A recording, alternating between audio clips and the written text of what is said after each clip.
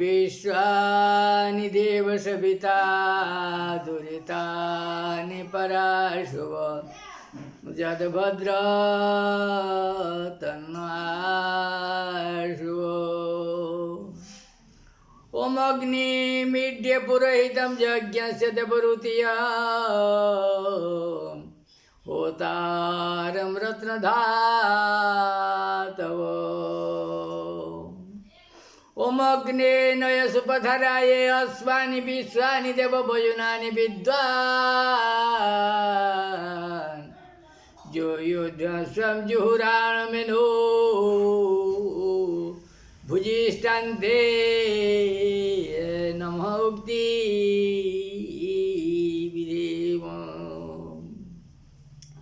ओम ऋतं च सत्यं च विजातं पशो अध्ययायतः ततो राज्ञयायतः ततो समुद्रान्नभ समुद्रादन्नवादधि संवत्सरायायतः अहोरात्राणि विदग्धादि संस्तमिषतो वशी सूर्य चन्द्रमसौ तथा यथा पूर्वमगणपयत् दिवीं च पृथिवी चान्तरिक्षमथोऽश्व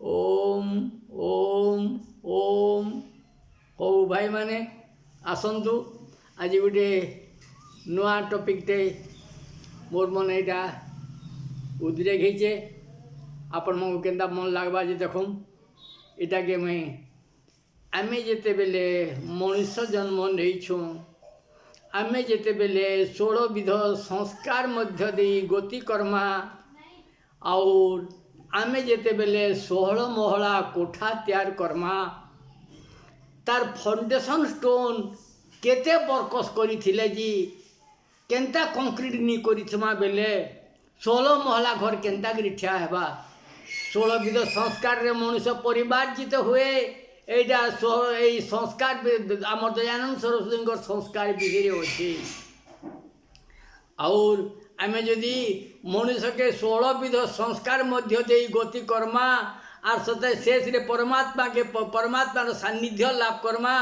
इटा जदि आमर लक्ष्य आए बेले और आमर गर्भाधान भी सेंता सुचिंतित विधान रे हेबार चाहिए। आजिर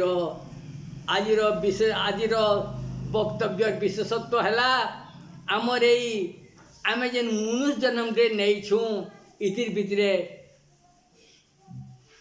गर्भाधान होची एटार नेहीर प्रथम पथर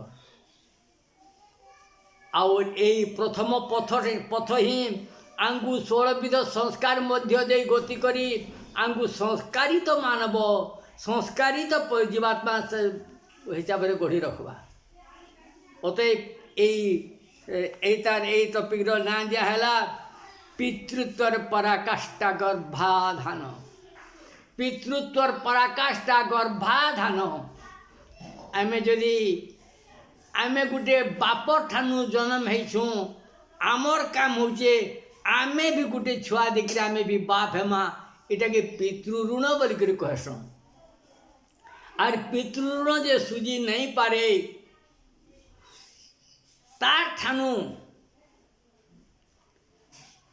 नीच मनोवृत्ति संपन्न व्यक्ति और सृष्टि रे नहीं देखंतु आमे जेते जेते महर्षि मांगू देखुचु समस्ते निजर निजर गोटे उपयुक्त संतान देकरी जाइछ आमर देखुन व्यास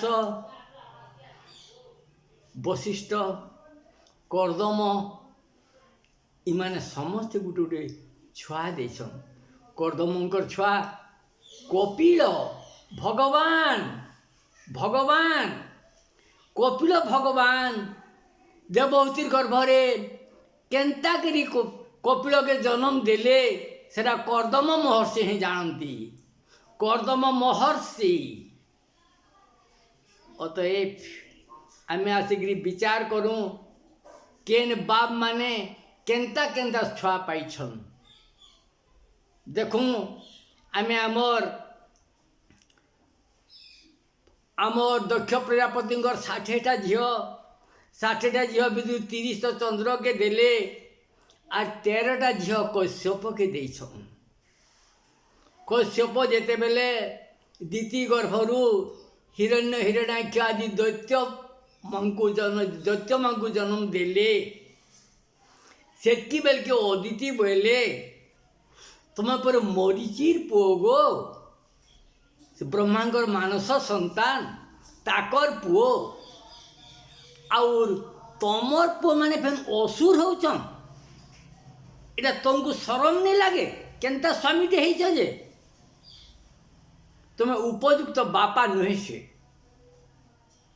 एई अदितिर एई कटु वाक्यटा आमर कश्यप के बहुत बाधिचे से बोले कि नहीं इटा मोर दोष नहीं रे अदिति इटा तोर नानीर दोष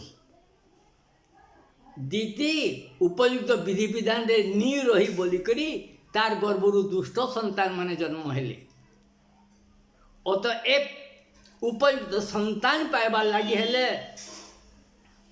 पितार जेतके दायित्व अच्छी मातार भी सेतके दायित्व अच्छी देखंतु अदिति बहला हेंता हेले मुई ठीक तुम्हें जेन पथि पैन बरब से बतरा रहेमी एका बने छाटी जन्म हो अरे बने बेले केते कर बने महाप्रभु बागी छाटी ओ हो ठीक हेंता हेले तु पयोव्रत कर और तोर गर्भ निश्चित भाव रे भगवान ही जन्म नेबे और भगवान बागी छुआ जन्म देमु बोल आपन तुम यदि कहूछ गो केनता तिने भूल करदेल असुर गुटी के छुआ करी जन्म करे हौ ई विधानटा आमे जा गर्भाधान रे पढ़मा आज्ञा आसतु आमर विषय वस्तु आड़के आसू काण काण आमर महर्षि माने काण काण आमर बड़ बड़ प्राज्ञ विज्ञ लोक माने काण काण कहउछन जे केन्ता केन्ता करी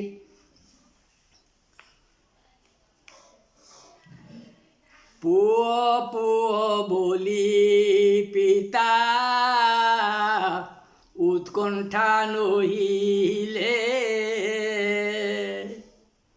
पुओ गुटे पाइबार लगी बापर मन यदि उत्कंठा जात नहीं हैला सेना उपयुक्त संतान नहीं हुए सृष्टि रे जन जीवन नही बटी भले पितार कल्पना पुत्र प्राज्ञ विज्ञ हेउ पुओ बाप भाबसी मोर पुओ बड़ विद्वान हो बोले तेन भल बुद्धि सुद्धि थौ और बड़ बड़ चाकरी करू बोलिक बापर मन सब बेले भाबुथुसी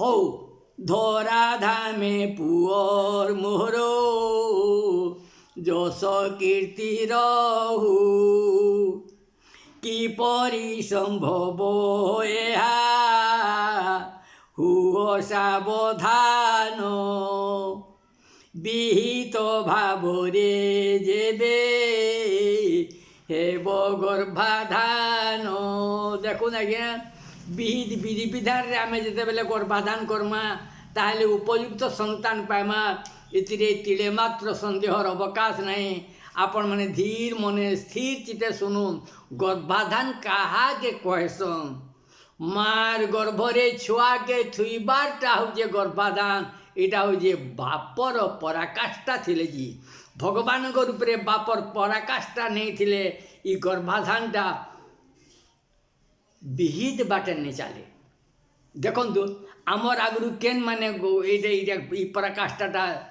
पालन करिथिले जे गर्भाधान पाए क्षेत्र कर निर्वाचन आस भाई माने सुड़ होई सावधान বৃহদারুণ কৌপনিষদরে ষষ্ঠ অধ্যাୟରେ বৃহদারুণ উপনিষদ ଆପଣ ଦେଖିପାରନ୍ତି ଆଜ୍ଞା। ଷଷ୍ଠ ଅଧ୍ୟାୟରେ ଗର୍ଭାଧାନ ଅଛି। ଗର୍ଭାଧାନ ବିଧି ଅଛି ପଢ଼ ସୁଚିତ୍ତରେ। ଅଶ୍ଳୀଳତା କହିଥାନ୍ତି କେତେ ବିଜ୍ଞ ଜନେ। ଭୋଗ ଇଚ୍ଛାରେ ଯେ ସ୍ତ୍ରୀକୁ କରଇ ଗ୍ରହଣ। ଅଶ୍ଳୀଳ ମନୋବୃତ୍ତିରେ ଗର୍ଭାଧାନ କଲେ ସୁସନ୍ତାନ ନ ହୋଇବ ଜାଣିଥାଅ ଭଲେ। ଭୋଗ ଇଚ୍ଛା କରି ଦିତି ଦୈତ୍ୟ ପୁଅ ଲଭେ। ଦେଖନ୍ତୁ ଆଜ୍ଞା, ଦିତିର ଗର୍ଭରୁ ହିରଣ୍ୟ ହିରଣାକ୍ଷ ଜନ୍ମ ହେଇଛନ୍ ଅସୁର ଦୁଇଟା। ପୟବ୍ରତ କରି ଅଦିତି ବାମନ ବିଭୁକୁ ପାଇଲେ। ପୟବ୍ରତ କରି ଗର୍ଭାଧାନର ବିଧିବିଧାନ ପାଳନ କରିଲେ ଯେ ଅଦିତିର ଗର୍ଭରୁ ବାମନ ମହାପୁରୁ ଜନ୍ମ ହେଲେ। ସେହି ଗୋଟିଏ ବାପ ମାର ପ୍ରସ୍ତୁତି ଭିନ୍ନ ପ୍ରକାର। ଅତଏବ ମା'ମାନଙ୍କୁ ମୁଁ ଅନୁରୋଧ କରୁଛେ, ତୁମେ ସାବଧାନ ହୁଅ।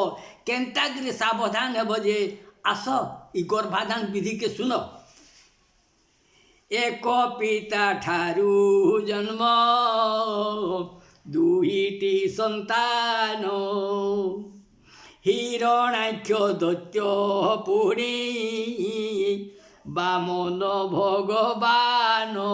ଦେଖନ୍ତୁ ଆଜ୍ଞା, ଗୋଟିଏ ବାପ ଦିତି ଗର୍ଭରୁ ହିରଣ୍ୟ ହିରଣାକ୍ଷ ଜନ୍ମ ହେଲେ ଅଦିତି ଗର୍ଭରୁ ବାମନ ଜନ୍ମ ହେଉଛି। ଅତଏବ ମାର ମନୋବୃତ୍ତି ନେଇକରି ଛୁଆ ତିଆର ହେଉଛି। ଅତଏବ ଉପଯୁକ୍ତ ସନ୍ତାନ ପାଇଁକି ମା' ମାନେ ହିଁ ସାବଧାନ ହୁଅ। ବିଶ୍ରବାର ପୁଅ ଦେଖ ଦୁର୍ଦ୍ଦାନ୍ତ ରାବଣ। ଦେଖନ୍ତୁ ଆଜ୍ଞା, ନୌକେଶୀ আর বিশ্ববা ইতাকর গর্ভরু রাবণ বাগির ছুয়া হয়ে পারিছে। আর ফেন কাଣା হয়েছে, সেই গর্ভে পুনি জন্ম ভক্ত বিভীষণ। যেন বাপ মা ঠানু রাবণ জন্ম হয়ে পারুছে, সেই বাপ মা ঠানু বিভীষণ বি জন্ম হয়ে পারুছে। রামর পরম ভক্ত আর সে চারি যুগে অমর হয়েকি অছে। দেখুন আজ্ঞা, অমর 6 লোক অছন, হনুমান আর অশ্বত্থামা আর বিভীষণ ইত্যাদি। ব্যাসঙ্কর পুত্র ধৃত রাষ্ট্র দুষ্ট মন। দেখুন আজ্ঞা, দুষ্টাষ্ট বাগি দুষ্ট গোটে দুষ্ট মনোবৃত্তি লোক বি জন্ম হয়ে পারুছে সেই ব্যাসর ঠানো। আর সেই ব্যাসঙ্কর পুত্র বিদুর বিজ্ঞ জন। সেই ব্যাসঙ্কর পুত্র ফেনি তার ঠানু ফেনি তানে বিদুর বাগির জ্ঞানী লোক জন্ম হয়ে পারুছে, যেহেতু ইন মার মনোবৃত্তি অলগা অলগা। এসবু ঘটনা মান আগরে দেখুছ, এହାର কারণ কেবে হেলে কি খোঁজিছ। ভাই মানে এটা সমস্তে এই বহিপদর পড়ুছ, কিন্তু কাঁ হেলা যে এটা ঘটুছে কেবে কে টিকে মন ଦେଇକିରି ভাবিছ কেঁ। মন ଦେଇକିରି ভাবব বেলে সিনা এটির কারণটা জানিপারব। হଉ দেখন্তু ଆମେ ଟିକେ ମନ ଦେଇକିରି ଶୁଣୁ ଗର୍ଭାଧାନ କାନ୍ତା ହଉଛି ଯେ।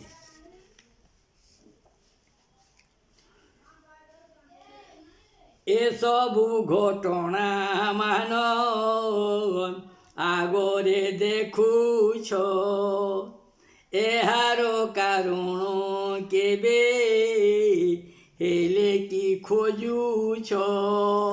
ইতার কারণ মানে টিকে খোঁজি দেখুন আজ্ঞা। ଆଉ मन देकरी विचार करूँ ये केन्ता केन्ता भावे इटा सब संभव हो पारुछि। देखो आज्ञा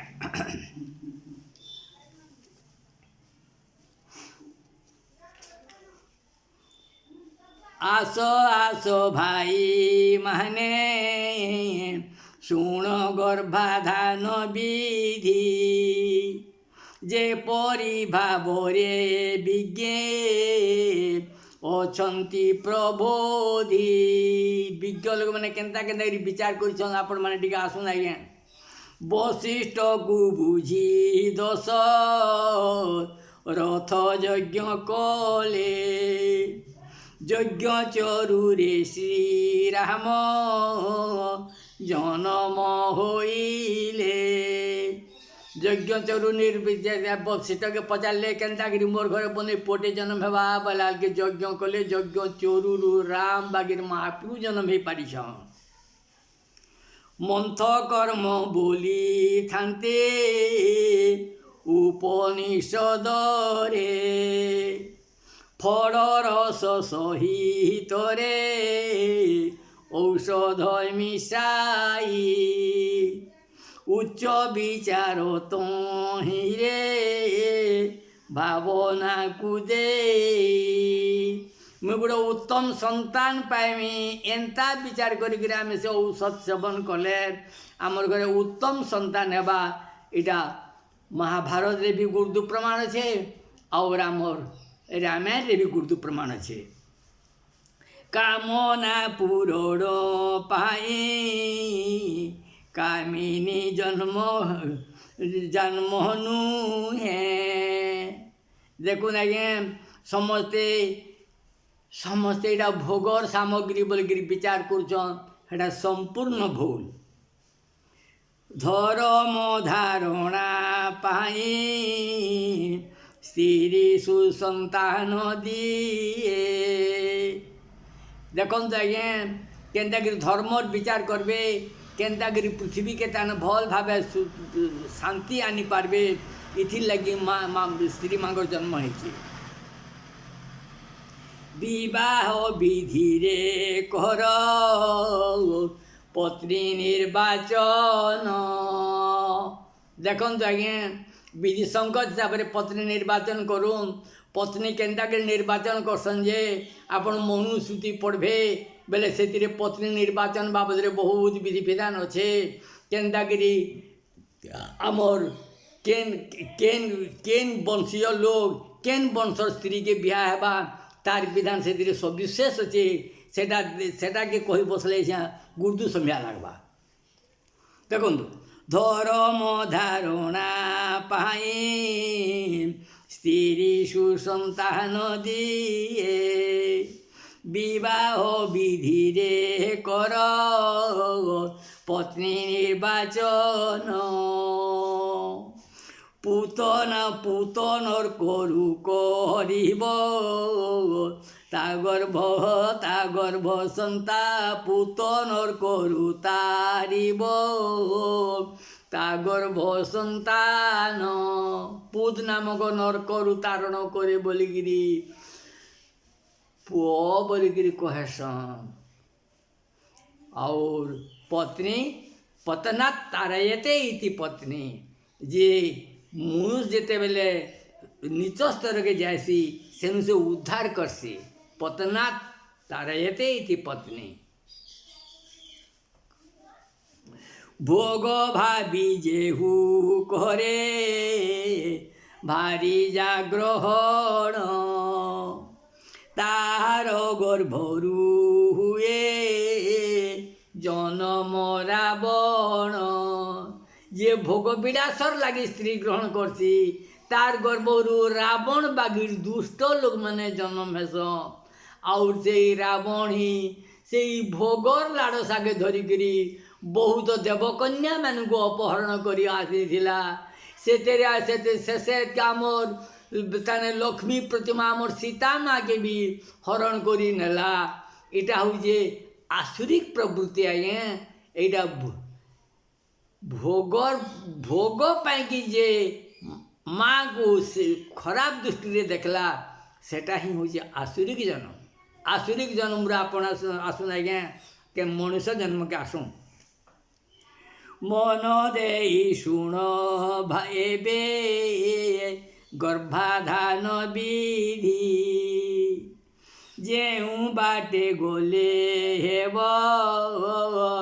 गर्भाधान बुसिद्धि सात्विक आहार कहले सात्विक संतान आगुरी में अनेक थर कही आज्ञा आहार शुद्ध सत्वशुद्धि सत्वशुद्धो ध्रुवा श्रुति श्रुति ध्रुवा विप्रमुख प्रयाति जदि आम चतुर्वर्ग लाभ पाई धर्म अर्थ काम मोक्ष पाई आम जदि साधन रे प्रति हेमा सबुठू बड़ कथा है आहार के शुद्ध करवा लगी आम जेन्ता खाएमा आज्ञा सेन्ता मन तैयार हेबा अतएव आम मोर आहार के जे पर्यंत आम सात्विक नहीं बनईचु तब तक आमर घर शांति सात्विक संतान नहीं हुए कि इलकर मन भीतर भी सात्विक विचार नहीं आसे